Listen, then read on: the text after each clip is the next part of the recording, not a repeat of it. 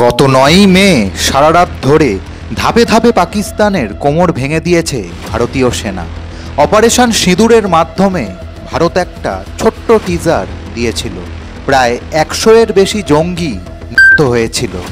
কিন্তু কুকুরের লেজ কি কখনো সোজা হয়? পেহেলগামের প্রত্যুত্তর পেয়েও তো তাদের শান্তি হয়নি। পাকিস্তান আবারও শ্রীনগর, পাঠানকোট, অমৃতসরের মতো আরও অনেকগুলি বড় বড় শহরে ড্রোন হামলার চেষ্টা চালায়। ভারতীয় সেনা ছাউনিগুলিকে টার্গেট করে আঘাত হানা হয়। কিন্তু ভারত অপারেশন সিঁদুরে শুধুমাত্র জঙ্গি ঘাঁটিগুলিকে ধ্বংস করেছিল, তাদের সেনা কাঠামোর উপর কোনো আঘাত করেনি। কিন্তু পাকিস্তান উরি, পুঞ্চ, কুপওয়ারা, রাজৌরির সাধারণ মানুষদের উপর গুলিবর্ষণ করেছে, কেড়ে নিয়েছে নিরীহ ১৬ জন ভারতীয়র প্রাণ, তার মধ্যে ৫ জন বাচ্চাও ছিল। তো এর একটা জবাব তো দেওয়ারই ছিল। ওই যে পাকিস্তানের জঙ্গি নামক বীর সৈনিকরা বলেছিল না, যাও মোদিকে গিয়ে বলে দিও। সত্যি সত্যিই মোদি কিন্তু ব্যাপারটাকে সিরিয়াসলি নিয়ে নিয়েছে, যার ফলে পাকিস্তানের নির্লজ্জ প্রধানমন্ত্রী শাহবাজ শরীফ এই পরিস্থিতিতে পাকিস্তানবাসীর পাশে না দাঁড়িয়ে কোন ইঁদুরের গর্তে ঢুকেছে তাকে তো খুঁজেই পাওয়া যাচ্ছে না। আমার তো মনে হয় না যে উনি দেশে আছেন। যে আসিফ মুনির খুব বড় বড় ডায়লগ দিচ্ছিলেন, ভারতের মাত্র কয়েক ঘন্টার অভিযানে উনি নিজের পথ খোয়ালেন। সূত্র মারফত শোনা যাচ্ছে মুনির গ্রেপ্তার হয়েছেন। পাকিস্তানের ছোড়া একের পর এক মিসাইলকে ভারত এয়ার ডিফেন্স সিস্টেম সুদর্শনের মাধ্যমে ধুলোয় মিশিয়ে দিয়েছে। পাকিস্তানি পাইলট এখন ভারতীয় সেনার অধীনে। ইসলামাবাদ, করাচি, শিয়ালকোট, রাওয়ালপিন্ডির মতো বড় বড় পাকিস্তানি শহরগুলোর পিন্ডি চটকে দিয়েছে ভারতীয় সেনা। এটা তো জাস্ট ট্রেলার ছিল। পাকিস্তান যদি এখনও না শোধরায় তাহলে পিকচার এখনও বাকি আছে। এদিকে পাক মন্ত্রী হানিফ আব্বাসি কদিন আগেই বলেছিলেন যে তাদের ১৩০টা পরমাণু ভারতের দিকেই টার্গেট করে রাখা আছে। কেউ জানে না যে তারা পরমাণুকে কোথায়, কোন গর্তে লুকিয়ে রেখেছে। আজকের এই ভিডিওতে আমরা এটাই জানব যে পাকিস্তান তাদের পরমাণু কোথায় লুকিয়ে রেখেছে।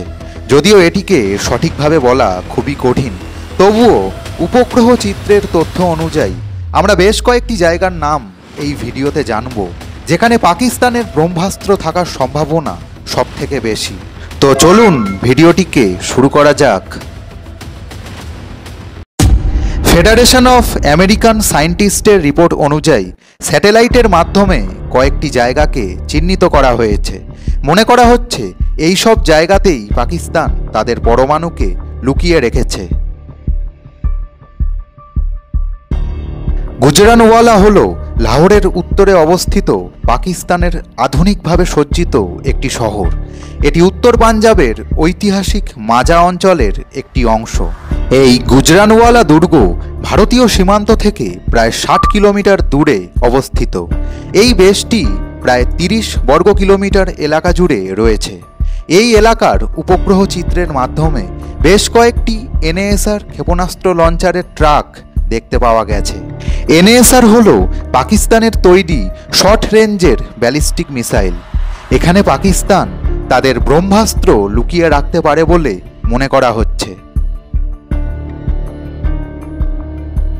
খুচদার দুর্গ হল পাকিস্তানের একটি মিসাইল রাখার পোস্ট। এটি বেলুচিস্তান প্রদেশের শুক্কুর শহর থেকে প্রায় ২২০ কিলোমিটার পশ্চিমে অবস্থিত। এই দুর্গ ভারতীয় সীমান্ত থেকে প্রায় ২৯৫ কিলোমিটার দূরে অবস্থিত। সারগোধা ক্যান্টনমেন্ট পাকিস্তানের সারগোধা শহরে অবস্থিত। এই সেনানিবাসটিকে ১৯৯০-এর মাঝামাঝিতে তৈরি করা হয়েছিল। এখানেও মাটির নিচে বাংকারে পরমাণু লুকিয়ে রাখতে পারে পাকিস্তান। এটি ভারত থেকে প্রায় ২৬৪ কিলোমিটার দূরে অবস্থিত। পানোয়াকিল দুর্গটি সিন্ধু প্রদেশের উত্তরে অবস্থিত। এটি শুক্কুর শহর থেকে প্রায় ৪০ কিলোমিটার উত্তরে অবস্থিত। এটি বেশ কয়েকটি ভাগে বিভক্ত।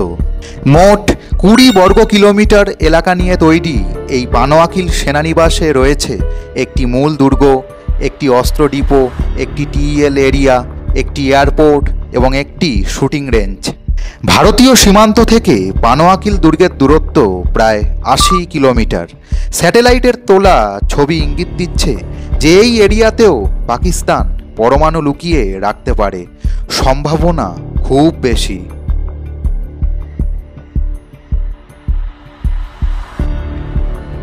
আজকের এই ভিডিওটা আপনাদের কেমন লাগলো আমাকে কমেন্টে জানাবেন। এটিকে একটি লাইক করে আমাকে উৎসাহ দেবেন, শেয়ার করবেন, চ্যানেলটিকে সাবস্ক্রাইব করে পাশে থাকবেন। নিজের মা বাবার খেয়াল রাখবেন।